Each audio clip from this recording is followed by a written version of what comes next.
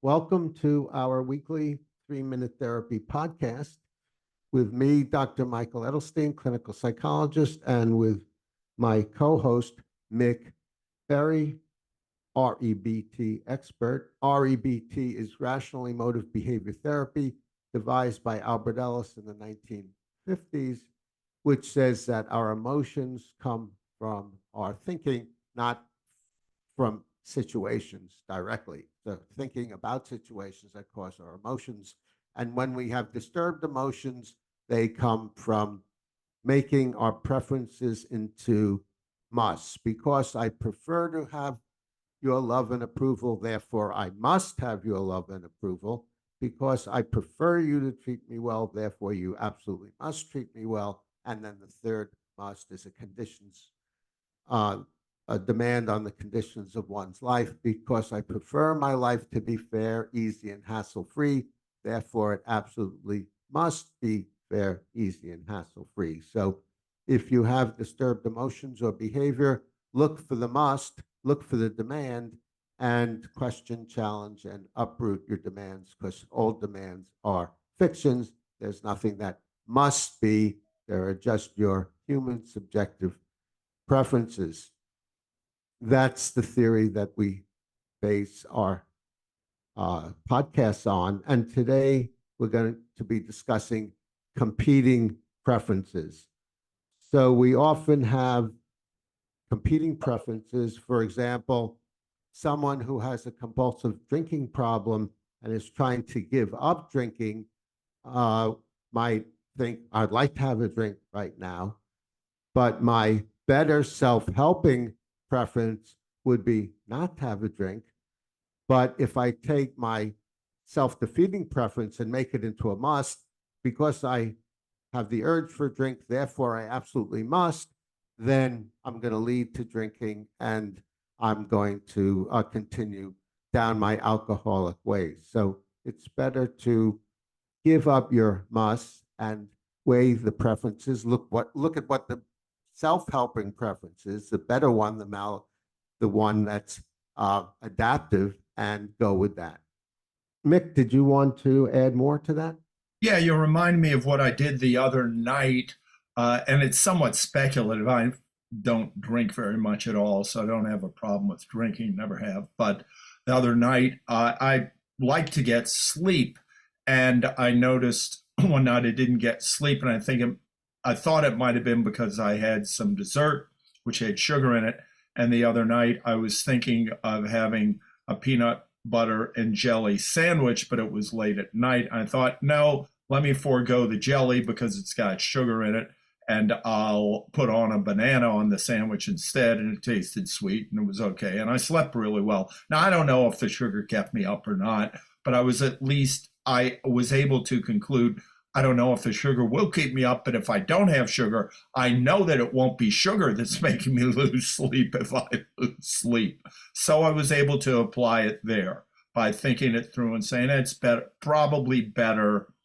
At least I won't be feeding the possibility, literally, of ingesting sugar and losing sleep. So that was an example of me employing exactly what you're talking about. One of the ways I employ it is through penalties. For example, I have a goal to get to bed by 10 o'clock at night, and I have a penalty set up with a friend. And if I don't get to bed at 10, I send her $5. So that weights my self-helping preference toward doing what's best for me, because not only if I don't get to bed at 10 do I get less sleep, but if I don't get to bed at 10, I lose $5. So I use that. That you might call that cheating, but that's often how I get myself to engage in self-helping preferences when I have other temptations. Mick?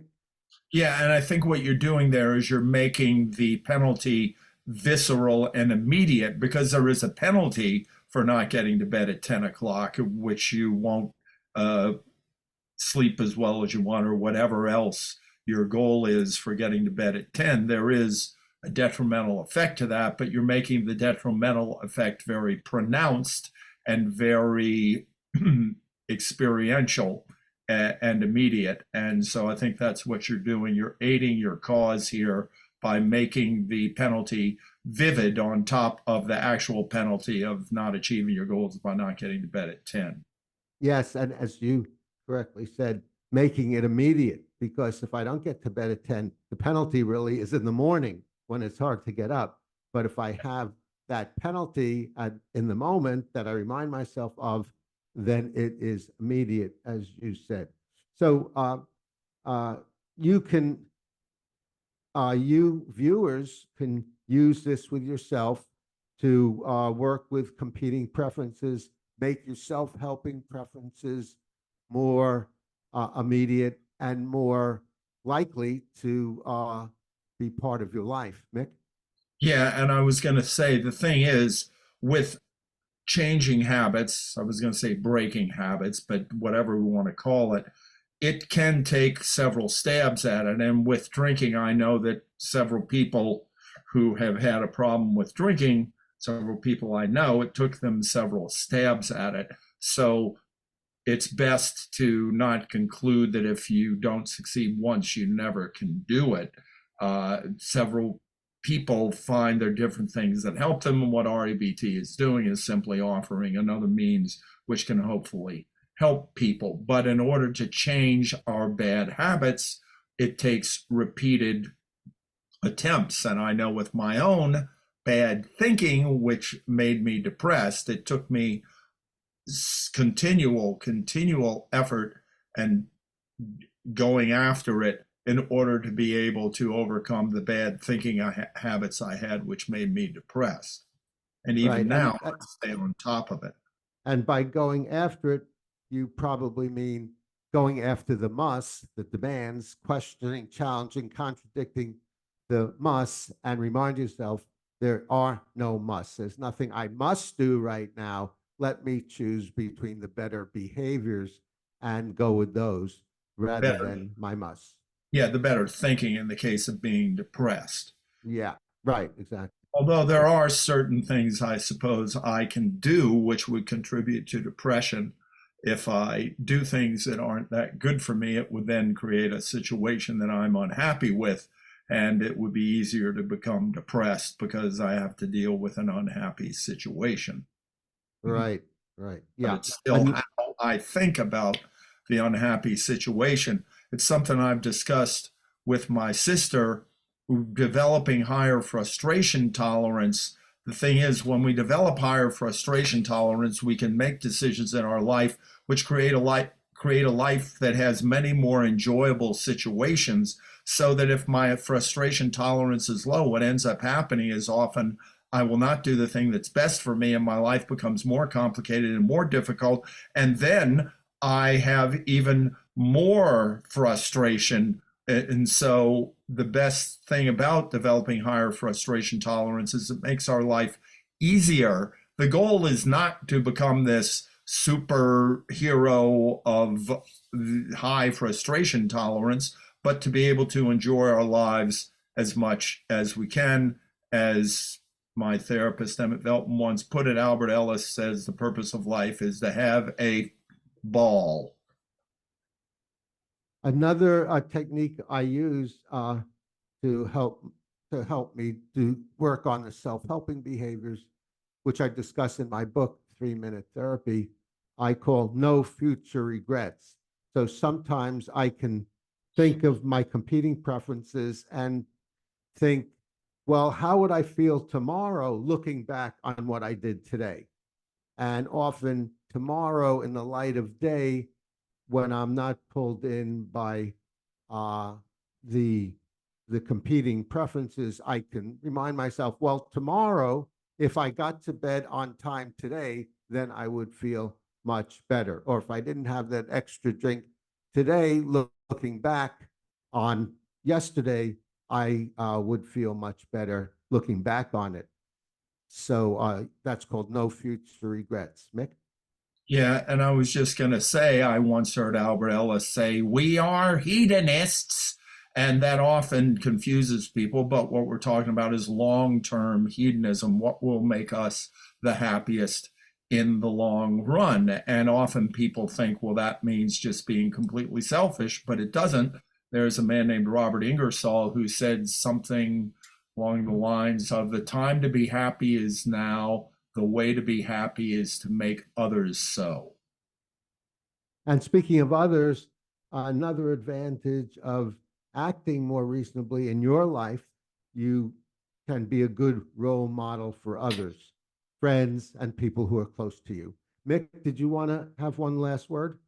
Oh, it's interesting. I was just talking with my sister, no, a friend about this, who's in a difficult relationship, and he finds that his partner is quite irrational at times. And he said to me, do you think that, and I said, well, you cannot control somebody else's irrationality. And he said, what do you think, as I become more rational, there's more of a chance of her becoming more rational? I said, yes, absolutely. And even if she doesn't become more rational, it's always to your benefit to become rational. But you can bet if you're irrational, you are creating a situation which is harder for her.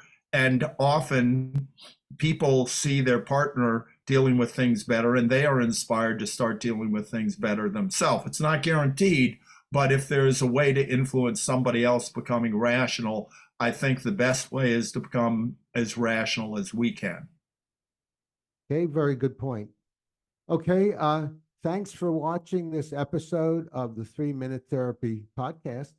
And I'd like to thank you, Mick, for being an able co-host. I'd like to thank Chris Rossini for being an able tech engineer. And comment below if you have thoughts, or give us a thumbs up if you learned something from this. Suggest subjects you would like us to discuss in the future. Volunteer to be a guest, and we could talk to you on the podcast. I do teletherapy with clients, so that's another option. And subscribe to the 3 Minute Therapy podcast to do what, Mick? To stay on the rational side of life.